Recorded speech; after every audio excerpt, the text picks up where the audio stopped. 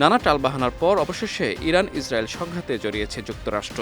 আজ ভোরে ইরানের ফোর্দা, ইস্পাহান ও নাতাঞ্জের পারমাণবিক স্থাপনায় হামলা চালিয়েছে ওয়াশিংটন। বার্তা সংস্থা অ্যাসোসিয়েট প্রেসের খবরে তথ্য জানানো হয়েছে।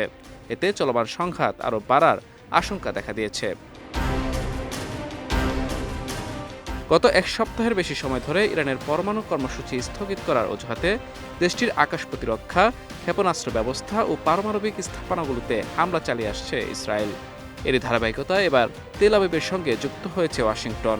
ইরানের পারমাণবিক স্থাপনায় হামলাকে অসাধারণ সামরিক সাফল্য বলে উল্লেখ করেছেন ট্রাম্প। এদিকে ইরানের সুরক্ষিত পারমাণবিক স্থাপনায় হামলার জন্য যুক্তরাষ্ট্র অত্যাধুনিক B-2 বোমারু বিমান এবং JBU-57 বাংকার বাস্টার বোমা ব্যবহার করেছে বলে জানিয়েছে বিবিসি। এই বোমার ওজন 13,000 কেজি এবং এটি বিস্ফোরণের আগে প্রায় 18 মিটার কংক্রিট বা 61 মিটার মাটি ভেদ করতে পারে। তবে ফোর্দোর টানেলগুলো মাটি থেকে প্রায় 80 থেকে 90 মিটার গভীরে বলে ধারণা করা হয়।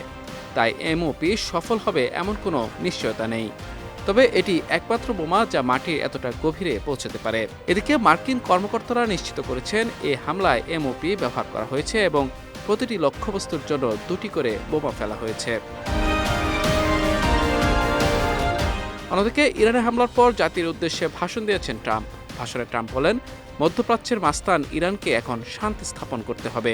যদি তারা তা না করে তাহলে ভবিষ্যতের আক্রমণ অনেক বড় এবং অনেক সহজ হবে। ট্রাম্পের এই হুমকির পর ইসরায়েলে 10টি গুরুত্বপূর্ণ স্থান লক্ষ্য করে ড্রোন ও ক্ষেপণাস্ত্র হামলা চালিয়েছে ইরান। সেই সঙ্গে দেশটি দাবি করেছে মার্কিন হামলার আগেই পারমাণবিক উপকরণ সরিয়ে নেওয়া হয়েছে। অন্যদিকে ইরানে মার্কিন হামলা নিয়ে এখন পর্যন্ত নতুন কোনো প্রতিক্রিয়া জানায়নি রাশিয়া, উত্তর কোরিয়া ও চীন। তবে এর আগে ইরানের বিরুদ্ধে সামরিক পদক্ষেপ না নেওয়ার জন্য যুক্তরাষ্ট্রকে সতর্ক করেছিল রাশিয়া। মাহমুদুর রহমান, বিজয় টিভি, নিউজ ডেস্ক।